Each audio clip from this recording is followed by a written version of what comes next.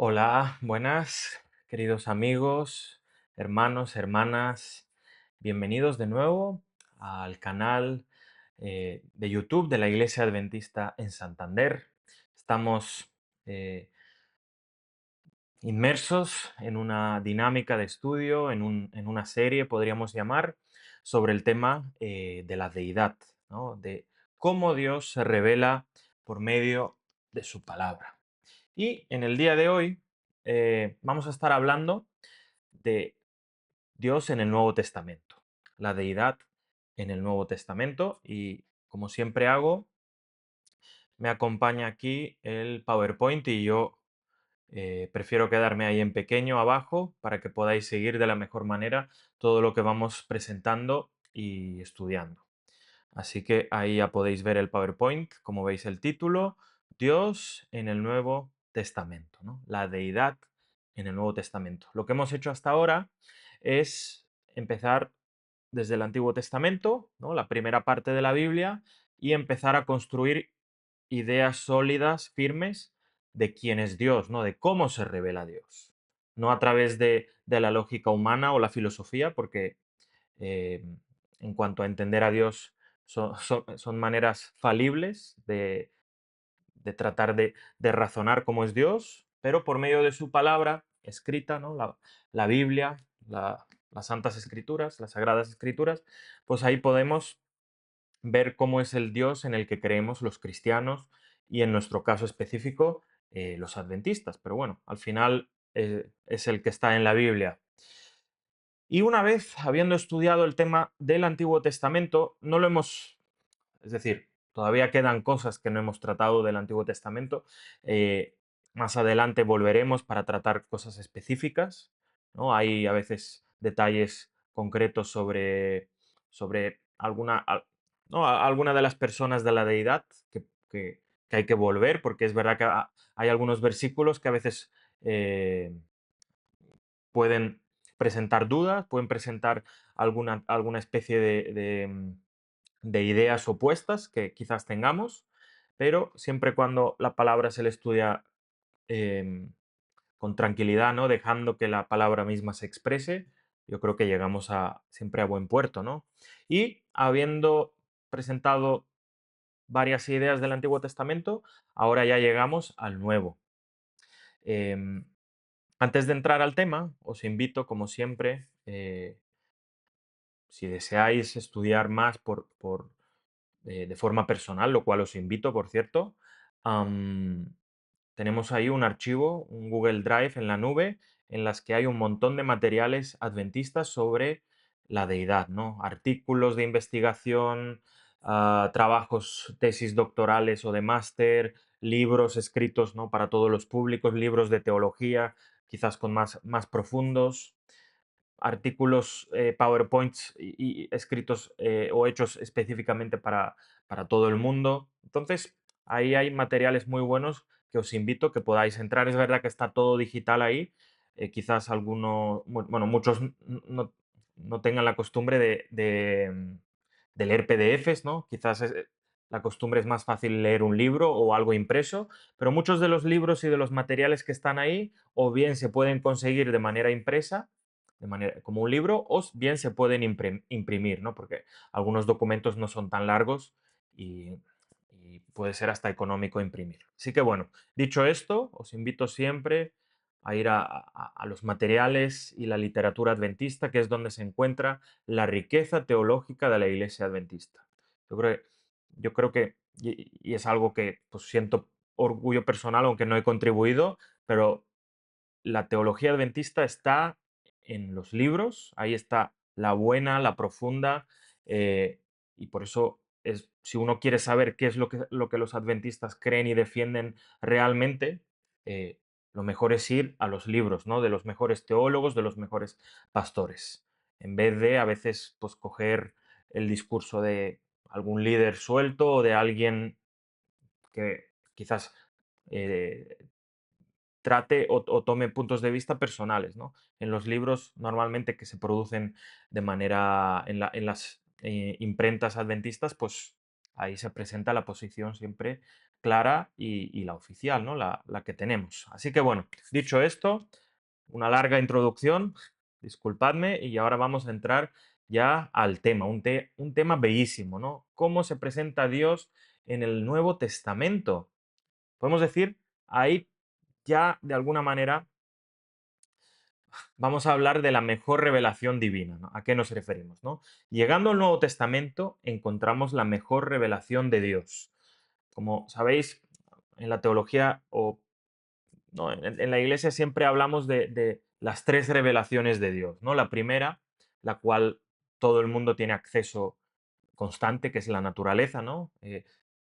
Es una revelación imperfecta, manchada por el pecado, pero cuando uno observa, ¿no? El mundo en el que vivimos, el universo, ahí puede ver la mano de Dios, ¿no?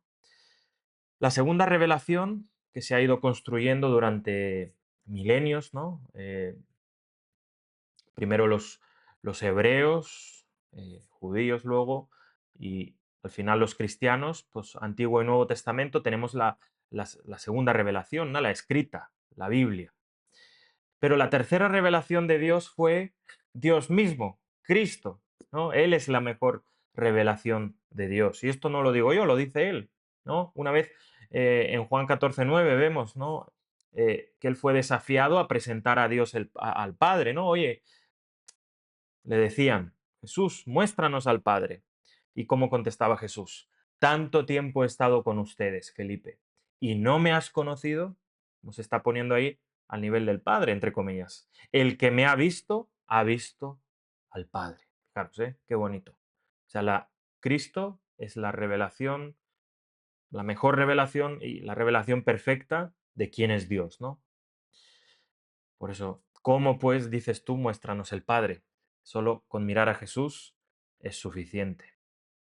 Bien, am, por lo tanto, la evidencia más significativa en favor de la Trinidad, que es la creencia, ¿no? La deidad, la Trinidad, eh, algo que creemos como adventistas, por lo tanto entendemos que la evidencia más significativa en favor de la Trinidad realmente se encuentra cuando uno llega al Nuevo Testamento.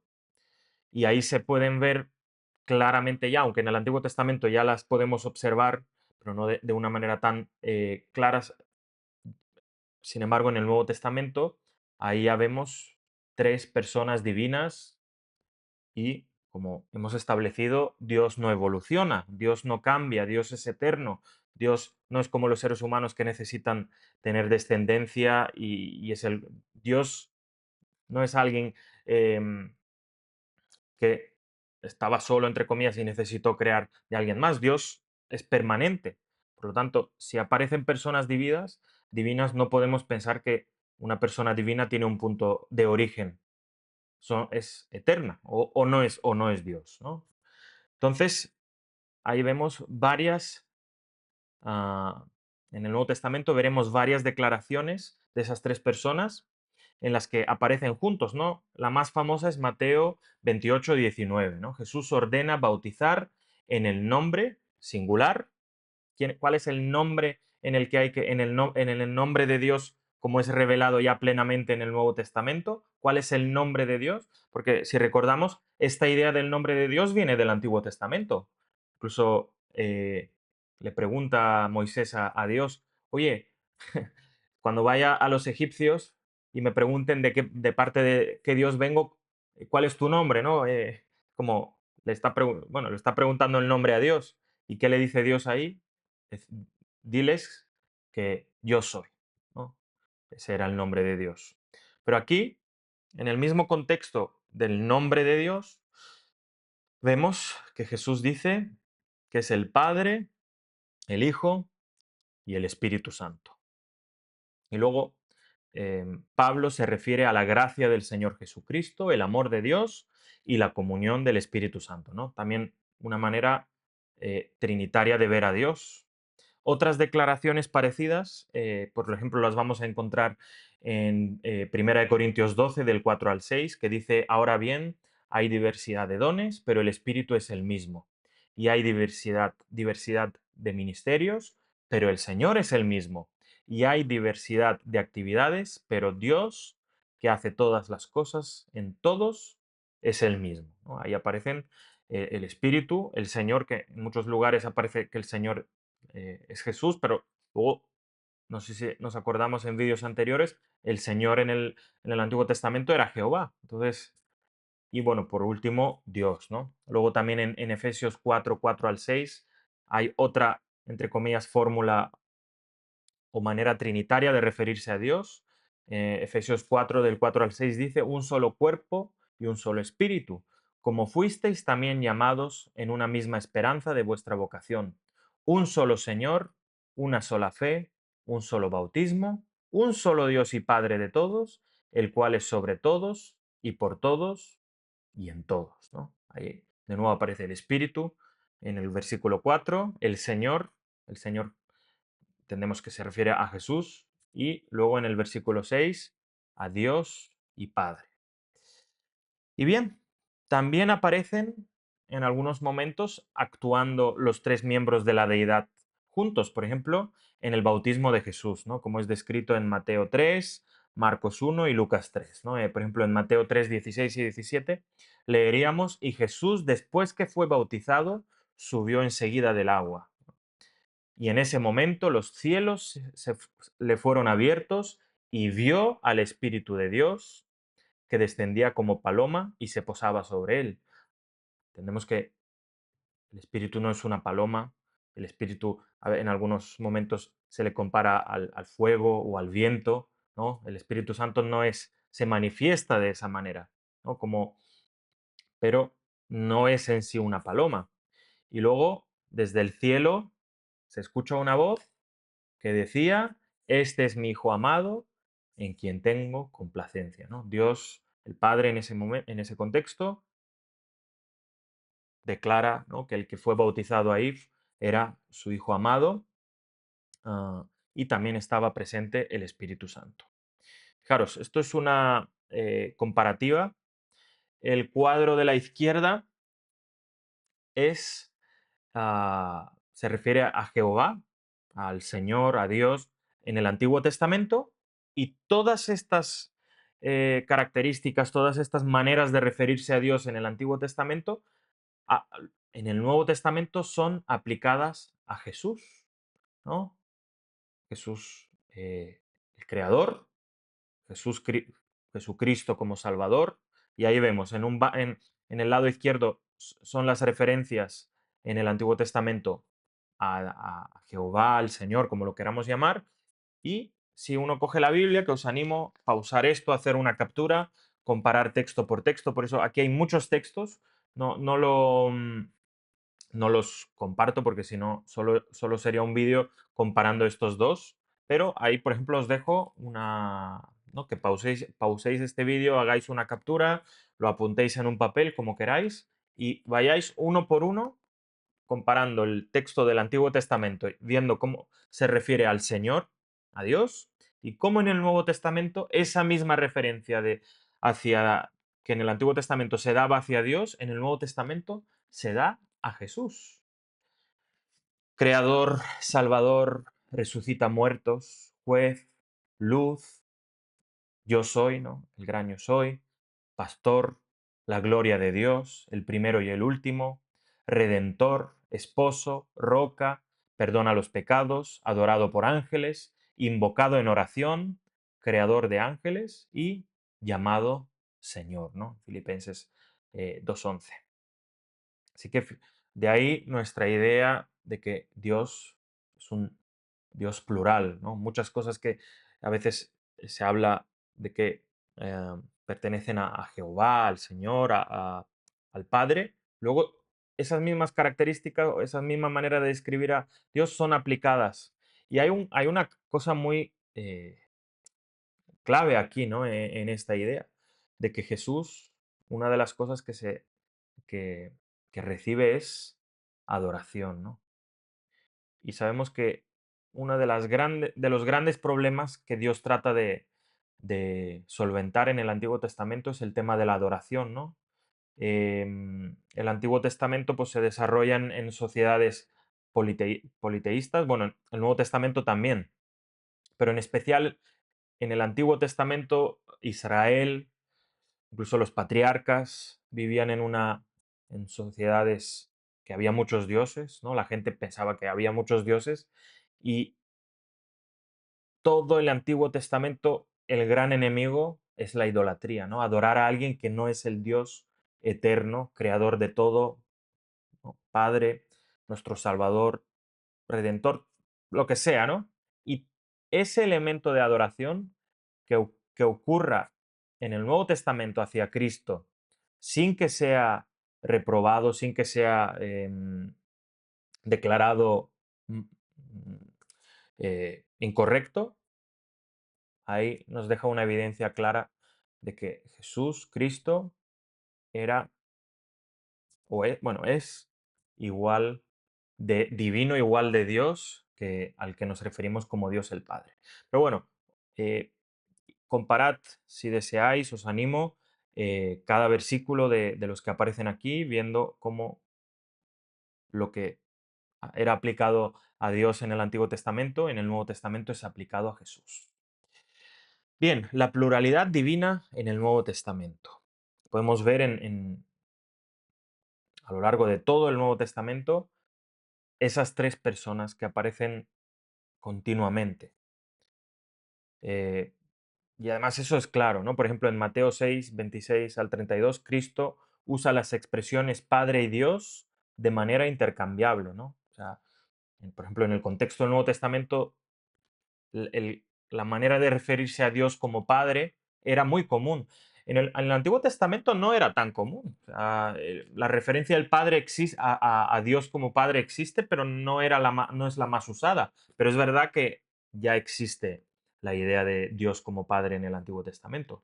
Y en el Nuevo Testamento, de igual manera, Dios y Padre se usan pues, de maneras intercambiables, como pone ahí. La divinidad del Padre, de hecho, casi no se cuestiona, ¿no? Aquí nadie niega a Dios el Padre. Quizás una de las herejías ah, más comunes es que, por ejemplo, es el modalismo, que dicen que no existe ni Dios el Padre, ni Dios el Hijo, ni Dios el Espíritu Santo, es solo un ser que se presenta de diferentes modos, ¿no? Entonces, eh, Jesús, el que andaba por Galilea, por Jerusalén, es el Dios el Padre y luego se presenta como el Espíritu Santo, ¿no? Nunca es una persona diferente. Claro, eso es una herejía anti-trinitaria, pero hay otras, ¿eh? Hay otras, pues la negación de la eternidad del Hijo, la negación de que el Espíritu Santo es una persona. Pero bueno, en concreto la divinidad del Padre, es verdad que a lo largo de la historia del cristianismo y las diferentes herejías, eh, mm, eso no se cuestiona. Al mismo tiempo, aunque se ha discutido la divinidad del Hijo, el Nuevo Testamento afirma abrumadoramente su divinidad y no juega con el término divinidad como que hay diferentes niveles.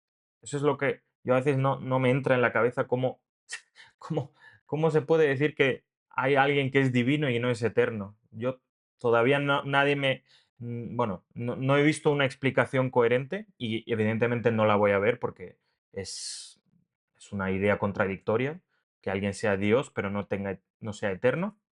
Pero bueno, es verdad que sobre todo con la divinidad del Hijo y contra la personalidad del Espíritu Santo es donde aparecen mayormente las herejías. Pero en el Nuevo Testamento vemos que Jesús es claramente Dios. Fijaros, la divinidad plena de Cristo. Éxodo 23, ¿qué dice? El primer mandamiento de los 10 mandamientos. No tendrás dioses ajenos delante de mí. Además, decía, no puedes adorar a nadie fuera de mí. No te puedes hacer un ídolo. No puedes ni siquiera usar mi nombre en vano. Ese era el mandato de Dios, ¿no? En los tres primeros mandamientos. Y en ese contexto firmemente monoteísta del judaísmo del primer siglo, Cristo, por autores judíos, porque Juan, Pablo, Pedro, todos esos, pero aquí en concreto Juan, llaman a Jesús Dios, ¿no? Cristo es explícitamente llamado Dios en Juan 1, del 1 al 4 y 18. Vamos a leer lo que están ahí en pantalla. ¿Cómo empieza el libro de Juan? Que recordemos que es el último evangelio en ser escrito. Juan es autor de 5 libros del Nuevo Testamento, el apóstol Juan, ¿no? El apóstol amado, el discípulo amado. Él escribe en la década de los 80, incluso 90, ¿no? Casi al final del siglo primero, unos 60 años después de la ascensión de Jesús al cielo. Entonces, Juan era un ancianito. El cristianismo ya iba por la segunda o la tercera generación de cristianos, ¿no? Pues los primeros que habían aceptado ya habían fallecido, la segunda generación también estaba ya. Y él, cuando observa todo lo que se ha escrito, ve que ya desde el siglo, desde las primeras generaciones, no quedaba clara la idea de quién es Cristo, ¿no? Cristo era alguien enviado por Dios, hasta literalmente algunos piensan, literalmente el Hijo de Dios, pero Juan viene a decir, no, no, no, no, no, lo siento, vamos a leerlo. En el principio era el verbo estaba con Dios, aquí en referencia a Dios el Padre, pero el verbo era Dios. No un Dios secundario, no un Dios que emana, que emerge, que es engendrado a partir del Dios supremo. No, aquí no hay dos niveles de divinidad. O sea, es imposible, si uno es fiel a la Biblia, decir eso. Fijaros, el verbo era Dios. Este estaba en el principio con Dios. Todas las cosas por medio de él fueron hechas, y sin él nada de lo que ha sido hecho fue hecho. Y este texto es clave. En él estaba la vida. O sea, en el verbo, que es Dios, hay vida original. Claro, algunos dirán, no, pero Dios el Padre se la presta, se la da, se la concede. Pero eso no es una idea bíblica, por así decirlo. Cuando lees esto, no hay lugar para esa idea. Eso es una idea preconcebida que en vez de hacer exégesis, ¿sabéis? Exégesis es cuando uno va a estudiar el texto y usa un método concreto. Por ejemplo, los adventistas defendemos el método histórico gramatical, ¿no? Todo tiene que estudiarse en el contexto histórico y siguiendo, dándole un sentido eh, gramático, ¿no? Como que el texto quiere decir lo que dice, aquí no hay, porque algunos pues quizás tienden a espiritualizar el texto y cualquier cosa puede decir cosa, no. Nosotros creemos que el texto lo que dice es literal, salvo pues, cuando se trata de profecías o poesías o cosas así. Pero ahí, fijaros el versículo 4. En él estaba la vida y la vida era la luz de los hombres. ¿Eh? ¿Por qué existimos? Porque el verbo nos creó y en el verbo hay vida.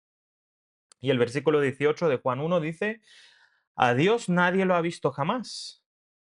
El unigénito Hijo, que está en el seno del Padre, Él lo ha dado a conocer.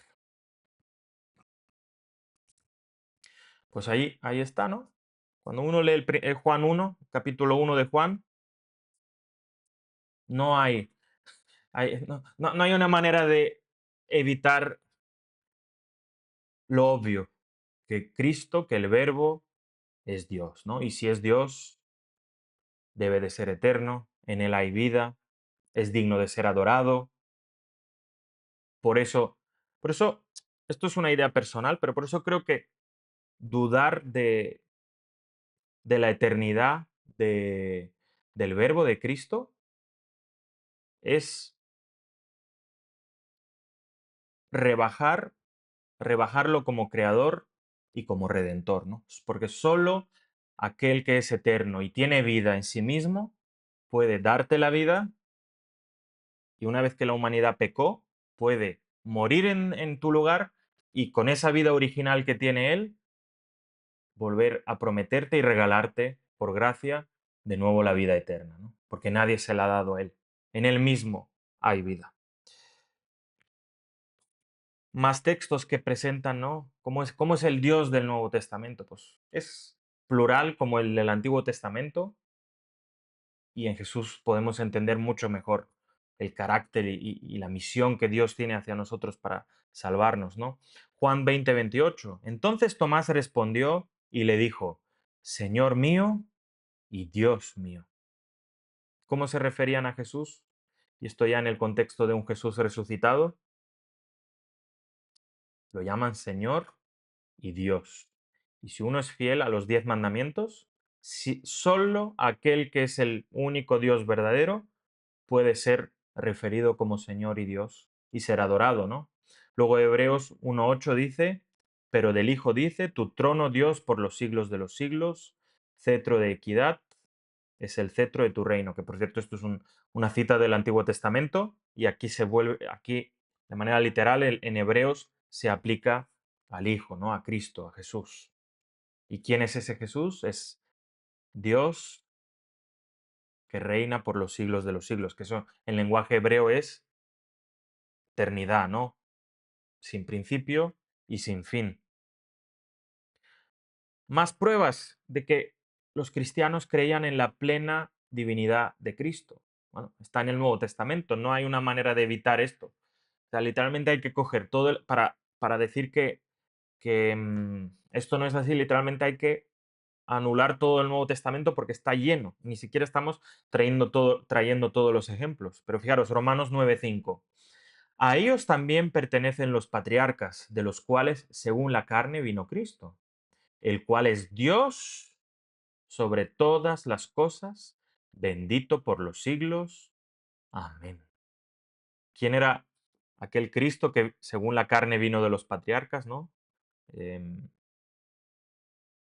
es Dios. Cristo es también llamado nuestro gran Dios y Salvador, Cristo Jesús, en Tito 2:13. En una de las declaraciones más contundentes de la divinidad de Cristo, Pablo dice en Filipenses 2, o sea, léete el capítulo 2 de Filipenses, sobre todo del 1 al 15 de los versículos. Pablo dice de Cristo sin ambigüedades que es igual a Dios. O sea, entended que esto no lo dice un cristiano del siglo XIX, siglo XX, siglo XXI, que ya damos por hecho algunas cosas. Esto lo dicen judíos. Por eso seguramente una de las cosas que más eh, asombraron a los primeros cristianos, que todos eran judíos y firmes monoteístas, es darse cuenta, ¿no? Y luego mirar al Antiguo Testamento y darse cuenta que ese Mesías prometido, como estudiábamos el día anterior, era un ser divino en sí mismo. O sea, no era cualquier persona o cualquier profeta, cualquier ángel enviado. Era el mismo Dios. Y por eso era seguramente esos judíos que se convertían al cristianismo y esto les tenía que volar la cabeza. Espérate, que el gran Dios, el Dios de Israel, se hizo hombre por nosotros para morir en la cruz. Claro, el mensaje de Cristo es un imán, o sea, atrae, asombra todavía en la época que vivimos.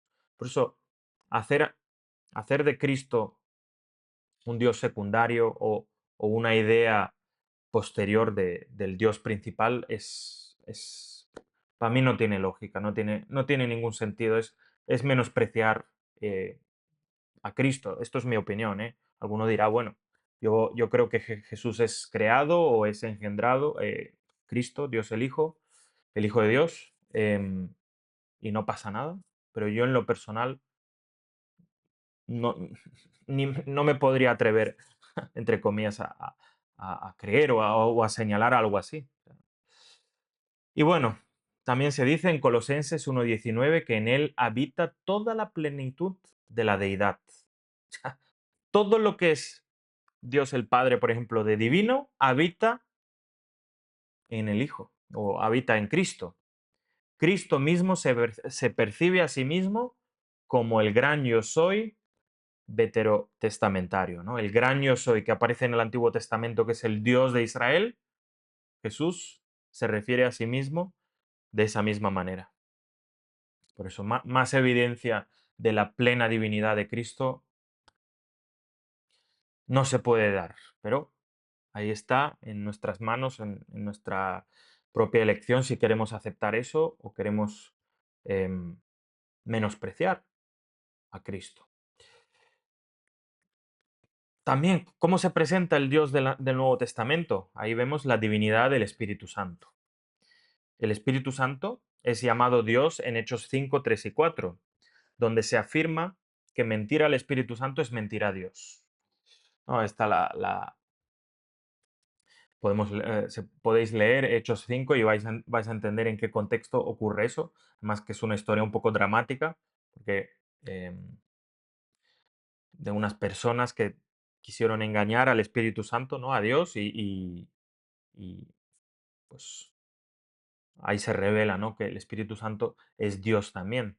Alguien puede decir, bueno, pero, y esto vamos a hablar, ¿eh? Hoy no entro a hablar en profundidad del Hijo, hoy es simplemente un vistazo general al Nuevo Testamento. Va a haber más temas del Nuevo Testamento en el que vamos a profundizar en Cristología, ¿no? En la teología sobre Cristo, quién es Cristo, y también vamos a profundizar mucho más en el tema del Espíritu Santo. Pero hoy no, hoy estamos simplemente repasando. Pero aunque no vamos a profundizar, alguno puede decir, pero el Espíritu Santo no es una energía, no es una... ¿cómo decirlo? Mm, La presencia espiritual de Dios, aunque Dios... eh, a ver, todo es posible, ¿no? Cualquier conjetura puede que sea verdad. El punto es que con el método histórico gramatical, que creemos que es el más fiel a la Biblia, que es el que quiere que la Biblia se exprese de la mejor manera, ¿no? Dejar que la misma palabra hable, es complicado meter de por medio el tema de la energía de Dios o la presencia simbólica espiritual de Dios. Porque si no, esa idea de dónde se saca, ¿no?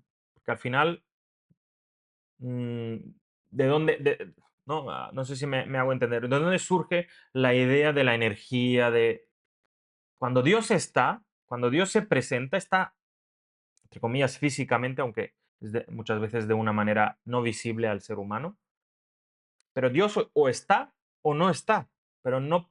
mm, esta idea de la energía de Dios no es una idea eh, que surge del Antiguo Testamento. A mí, este tema de las energías surge ahí pues, es una manera oriental, ¿no? De entender a Dios, un espíritu que va, bueno, claro, un espíritu sigue siendo una persona, pero más bien una presencia simbólica, una energía. Todo este tema de las energías es que simplemente no está en el Antiguo Testamento. Entonces,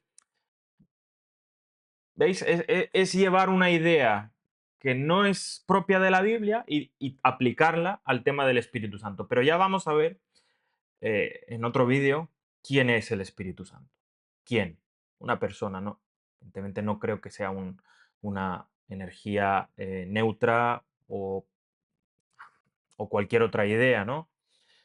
Desde luego no es la misma persona que Jesús, porque Jesús se dice que está eh, en el santuario celestial. Si uno lee el libro de Hebreos, no puede situar a Jesús aquí en esta tierra ahora mismo.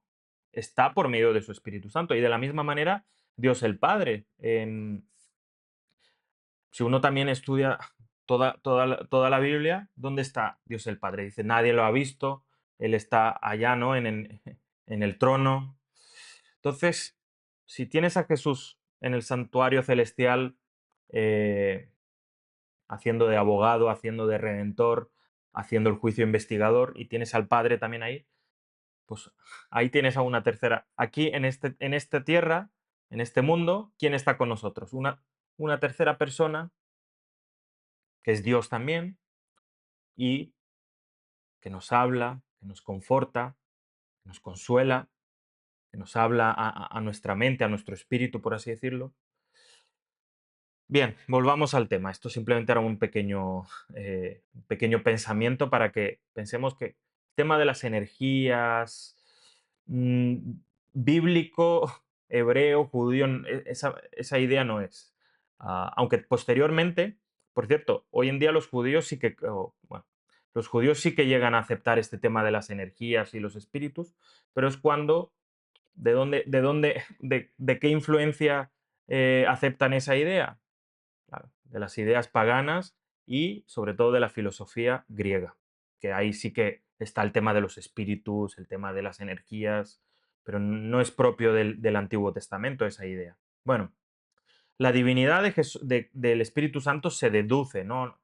Además, se deduce porque, pues, si tú te refieres a alguien o a una cosa siempre como si fuera una persona, pues al final, pues tienes que decir, oye, pues si siempre o muchas veces nos referimos al espíritu como una persona, pues conclusión, es una persona, ¿no? Y además eso no choca porque hasta aquí hemos construido la idea de un Dios plural, ¿no? Un Dios, aunque sea uno, es un uno complejo, no un uno simple. Bueno, su divinidad se deduce, además del hecho que es posible blasfemar contra él, se le asignan atributos divinos como la eternidad. Volvemos a la idea de solo se puede hablar de alguien eterno cuando nos referimos a Dios. Y en Hebreos 9:14 se dice que el Espíritu Santo es eterno. Y acciones divinas como la omnisciencia, es llamado el otro consolador por parte de Jesús, y si él era un consolador, un parácletos, dejó a otro consolador para que trabaje con sus discípulos, con los cristianos, porque él se tenía que marchar. Y era equivalente a tener a Cristo aquí, y porque viene en su lugar, ¿no? Enviado por el Hijo, procedente del Padre.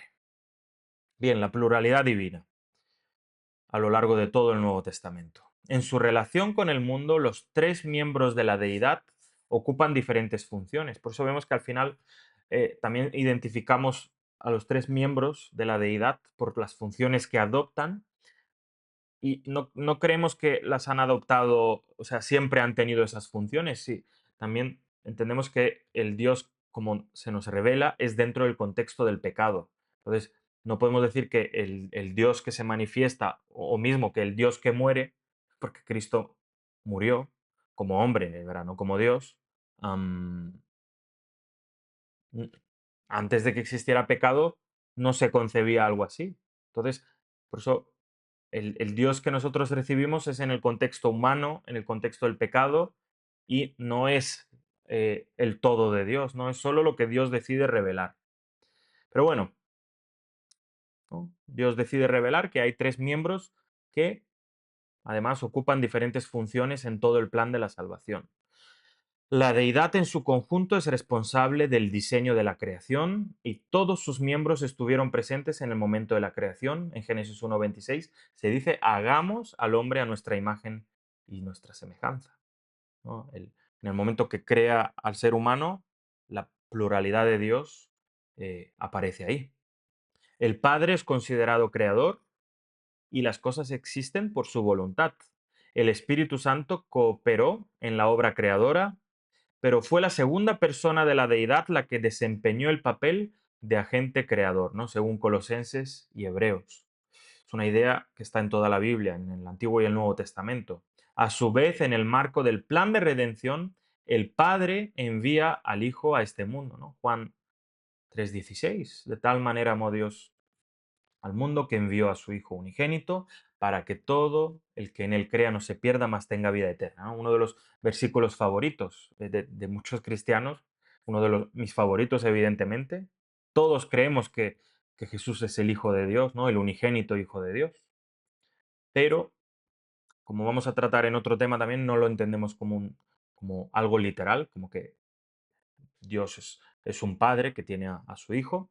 Creemos que es simplemente una manera de revelarse familiar en el contexto humano para poder identificarnos con Dios, como Él es el Padre, y Jesús que se hizo uno de nosotros, ¿no? Como un hijo. También lo dice, ¿no? En Gálatas 4:4 dice, pero cuando vino el cumplimiento del tiempo, Dios envió a su Hijo, nacido de mujer y nacido bajo la ley. ¿No? Ese Hijo viene al mundo en tanto que el Espíritu Santo viene en lugar del Hijo luego de su ascensión, ¿no? El Padre envía al Hijo, el Hijo asciende al cielo y el Hijo envía al Espíritu Santo para ocupar el lugar del Hijo. Y hace efectiva en el creyente su obra transformadora, ¿no? Fijaros Juan 14:26, pero el otro consolador, o sea, otro que viene a consolar. Ahora, yo no sé si uno piensa que el Espíritu Santo es una energía, mm, cómo funciona esa consolación. Es como un por poner un ejemplo, como en vez de tener a la persona real, mira, aquí te dejo un muñequito que se parece un poquito a mí y él va a sustituir mi lugar personal contigo. Va a decir, hombre, no es lo mismo tener una imagen o un peluchito, una figurita, que la misma persona, ¿no? Una es una representación y luego el otro es literal. Por eso entendemos, cuando uno lee Juan 14:26, que esa persona o sea, el Consolador, el Espíritu Santo, es otra persona que ocupa el lugar que tenía Jesús con sus discípulos, el Espíritu Santo ocupa ese lugar. A quien el Padre enviará en mi nombre, él, ¿quién es él? El Espíritu Santo. Él os enseñará todas las cosas y os recordará todo lo que yo os he dicho. Es decir, el Espíritu Santo nos enseña y nos recuerda todo lo que Jesús enseñó. Pero ahí la relación entre el Padre, el Hijo y el Espíritu Santo es una relación trinitaria de absoluto amor, ¿no? Alguien puede decir, pero ¿cómo es posible tres personas, un Dios? ¿No son tres dioses eso? Bueno, ¿cómo explicamos una unidad perfecta en el que decimos son tres, pero realmente son uno? Bien, esto es también tema de otro día, pero lo adelanto ya. La explicación es el amor, ¿no? Entre las tres personas de la deidad hay un amor perfecto, de forma que tal es el amor que tienen entre ellos y hacia los demás, hacia todas las criaturas, que son un único Dios, aunque se nos revelan en tres personas. Juan 15:16, ¿no? Más dichos de Jesús hacia el Espíritu Santo. No me elegisteis vosotros a mí, sino que yo os elegí a vosotros, y os he puesto para que vayáis y llevéis fruto, y vuestro fruto permanezca, para que todo lo que pidáis al Padre en mi nombre, Él os lo dé. ¿No? De nuevo, na- Cristo, Jesús, es Dios, pero también se refiere al Padre como a alguien diferente a Él.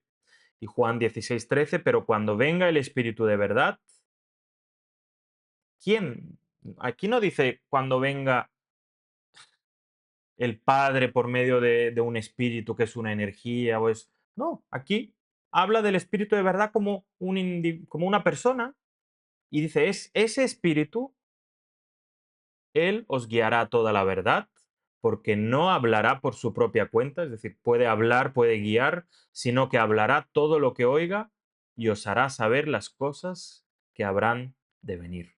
Ahora, luego, otro día también vamos a hablar en otro vídeo de la idea esta de por qué parece que una persona de la deidad como que de alguna manera manda sobre otra persona de la deidad y unos como que el Hijo o el Espíritu Santo son obedientes al Padre, ¿no?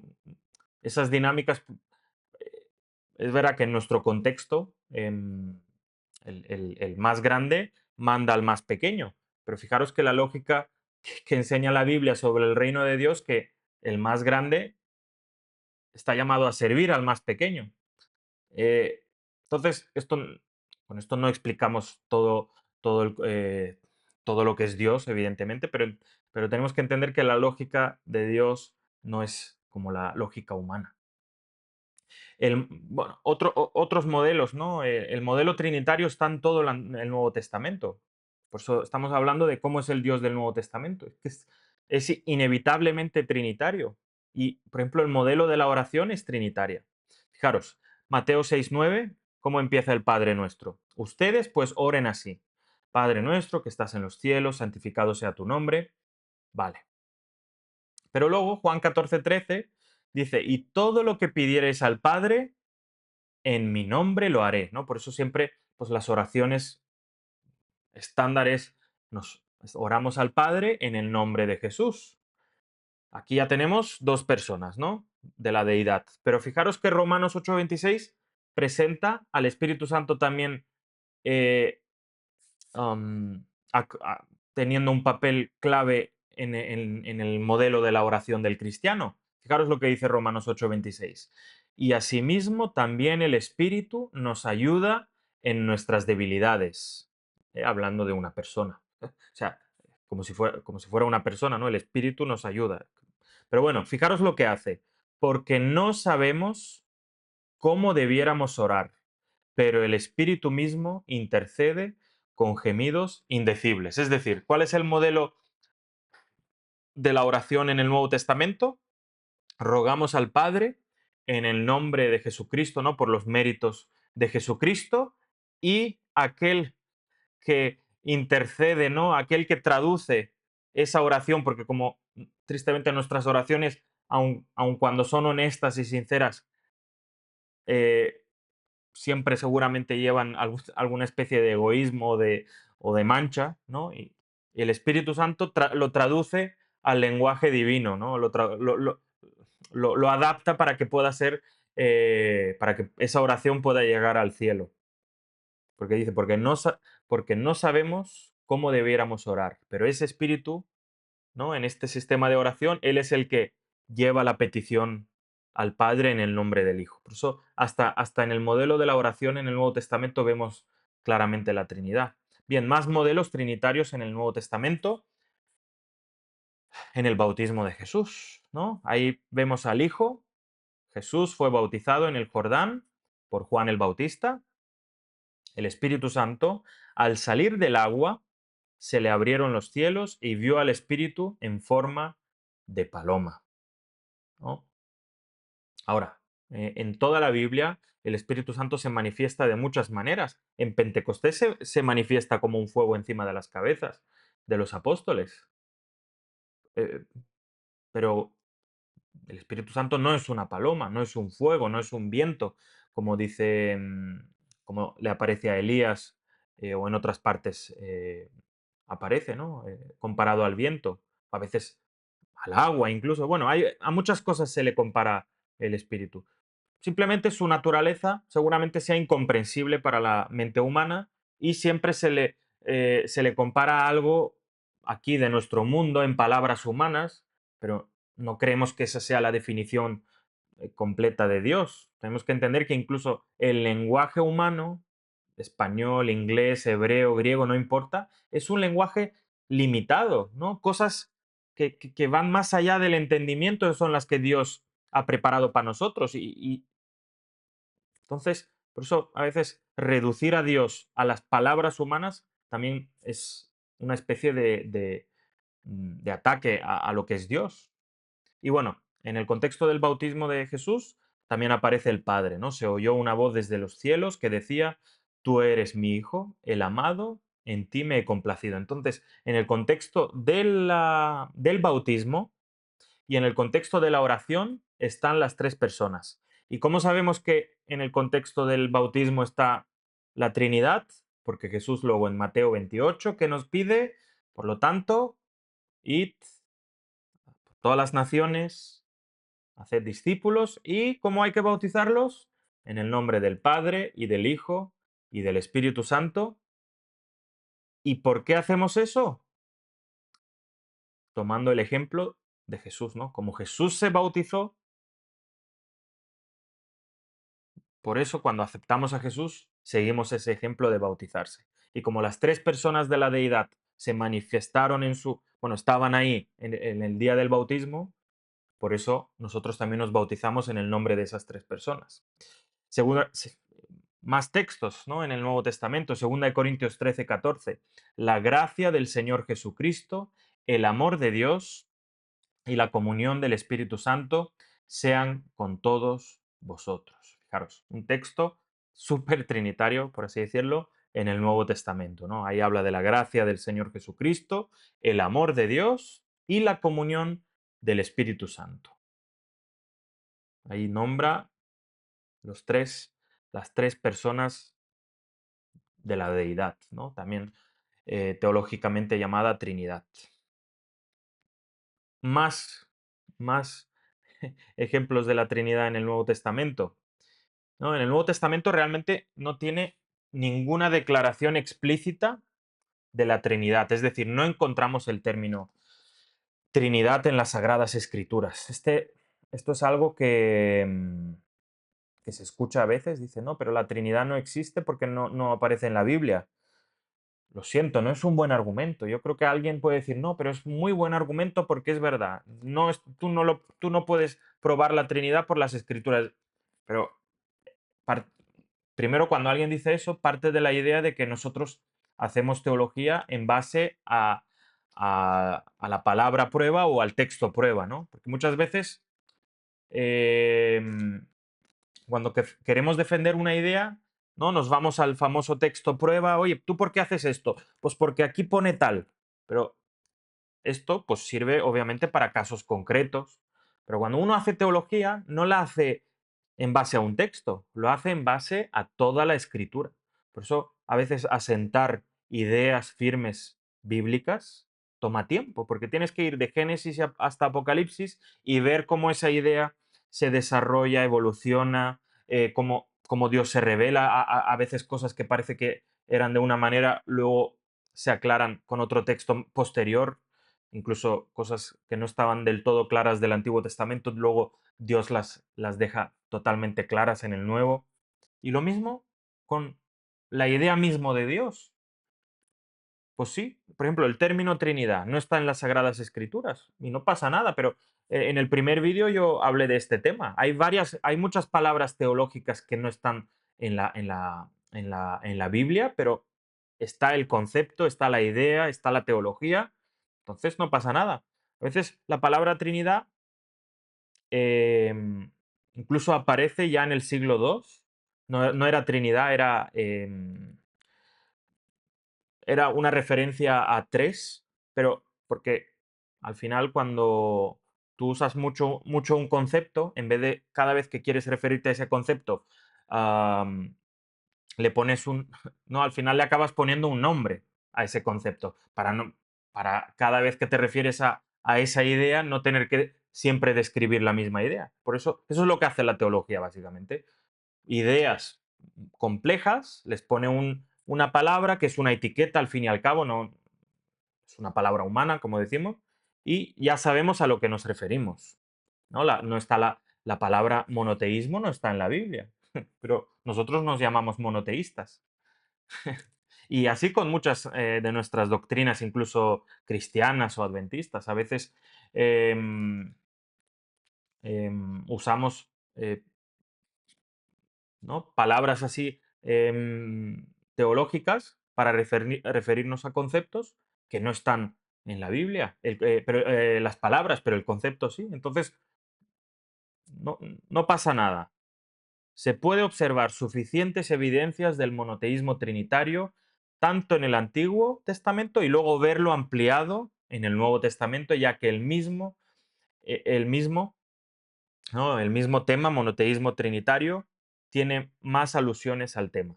En el Nuevo Testamento es claro con respecto a esta doctrina, ¿no? Quizás solo defenderla con el Antiguo Testamento entraña más complejidad, pero cuando uno coge el Antiguo y el Nuevo, la evidencia es clara. Por lo tanto, creemos que Jesús trajo con su encarnación un conocimiento más claro sobre el Padre y el Espíritu Santo. O sea, Dios es mejor conocido porque Jesús vino. Y eso no contradice eh, todo lo que Dios pudo hacer en el Antiguo Testamento. Jesucristo reveló personalmente la Trinidad, como hemos visto, a través de su ministerio, su naturaleza divina, menos que obvia, brilló a través de la humanidad en palabras y en hechos. ¿Qué quiere decir? Jesús, que era divino, ¿no? Tenía la naturaleza divina. Nadie que se encontró con él vio nada sorprendente, salvo cuando hiciera algún milagro, sobre todo cuando en el monte de la transfiguración, ¿no? Que ahí se muestra quién es realmente. Pero cuando él andaba por los pueblos ahí de Galilea, de Judea, Samaria, la gente lo veía como una persona corriente de su misma época. Y por eso vemos que la naturaleza divina brilló no tanto por la revelación de su poder, sino a través de la revelación de una humanidad consagrada, ¿no? Consagrada en plenitud a Dios, sobre todo en palabras y en hechos, ¿no? Como entidad divina, Cristo se relacionaba directamente y personalmente con Dios en el cielo, ¿no? No hubo una ruptura entre la divinidad de Jesús cuando estuvo aquí y cuando estaba allá en el cielo. Dios en el cielo era su Padre, una segunda entidad divina, inteligente, activa, poderosa, eterna, al lado de Cristo, ¿no? Ahí vemos esa, aunque ambos son divinos, ¿no? Pero pueden estar o toman papeles, son personas diferentes. Finalmente, cuando se acercaba el tiempo para la muerte y la resurrección de Jesús, Cristo presentó a su sucesor, la persona divina del Espíritu Santo, ¿no? En todo el ministerio de Jesús, la Trinidad está manifestada, ¿no? El Padre que envía al Hijo y el Hijo que luego da la promesa y envía al Espíritu Santo. De este modo, por medio de la Trinidad, Cristo reveló que la pluralidad presente implícitamente en el Antiguo Testamento incluía tres entidades divinas plenas, ¿no? Cuando uno agarra el Antiguo y el Nuevo Testamento, ahí se ven esas tres entidades, personas plenas. Dios el Padre, Dios el Hijo y Dios el Espíritu Santo, que son etiquetas, ¿eh? No, alguien dirá, bueno, pero ¿dónde pone en la Biblia Dios el Hijo? Pero así no es como se hace teología, porque, en fin, no me quiero repetir.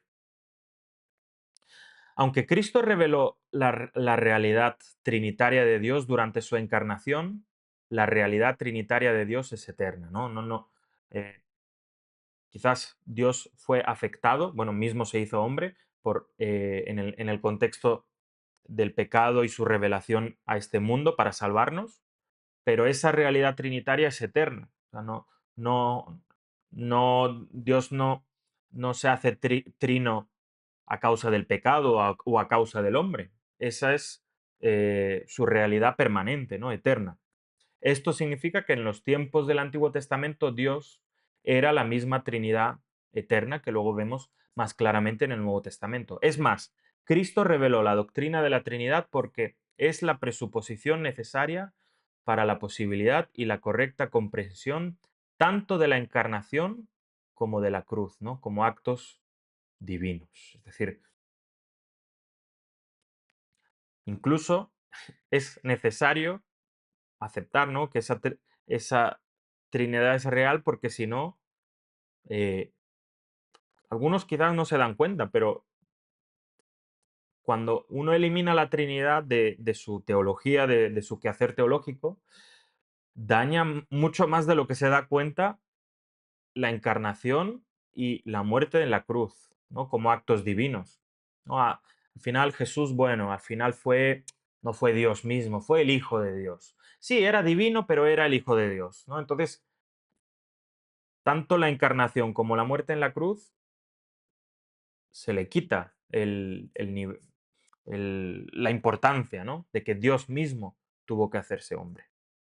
Para ir terminando, que ya llevamos una hora, Cristo no solo afirmó y amplió la noción del Antiguo Testamento de pluralidad en la realidad de Dios, también afirmó la unicidad de Dios al reafirmar, ay, disculpad el fallo, al reafirmar la confesión de fe del Antiguo Testamento que el Señor, nuestro Dios, el Señor uno es, ¿no? La famosa expresión, la oración que los hebreos, los judíos siempre repiten, ¿no? Deuteronomio, eh, la expresión, ¿no? Esa prácticamente la declaración más importante para todo judío, el Señor nuestro Dios, el Señor uno es. Y Jesús, cuando se presenta, ¿no? Como Dios, como el Mesías, tanto para sus seguidores como para él, no era una contradicción la unicidad de Dios, ¿no? De que Dios es uno, con que Dios también tenga una pluralidad. Porque la idea de que eh, em, Dios tiene que ser solo uno, porque es la perfección. am, Viene también del contexto griego, ¿no? Porque pensaban que lo más perfecto es aquello que es más simple, ¿no? Si uno estudia filosofía griega, esto se habla, ¿no? En el tema, pues ahí los antiguos filósofos, ¿no? La idea más perfecta es aquella que es sencilla, única, y cuando eso se aplica a Dios, dices, oye, pues Dios para que sea perfecto y eterno solo puede ser uno. Y nosotros no lo entendemos así. Creemos que Dios, aunque sea uno y no hay fuera de Dios, puede ser una unidad compleja, ¿no? Plural, que Dios pues escapa a nuestro entendimiento. Un ser humano no puede ser, eh, bueno, tenemos cierta complejidad, pero eh, somos una persona siempre, pero no necesariamente la misma lógica se aplica a Dios.